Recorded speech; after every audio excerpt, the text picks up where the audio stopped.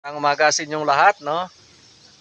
So sa umagang ito, no, itong linggo po, no, medyo marami-rami yung harvest namin kahit na ika-17th harvest. Sa isang linggo na to ay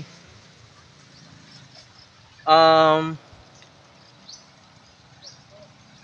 sisiw lang yung 3 tons, no? Sobra isang tatlong tinulada sa isang linggo, kayang-kaya. Ito po si Galaxy Max, kas bumunga. Sisiw lang ang 3 tons sa isang linggo sa 1,380 na puno, no? So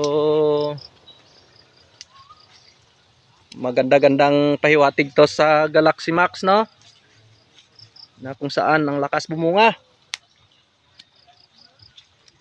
Sisiw ang 3 tons sa isang linggo, kayang-kaya. Siguro nayunan lang ng panahon ito, no, bagong harvest to, bagong harvest to,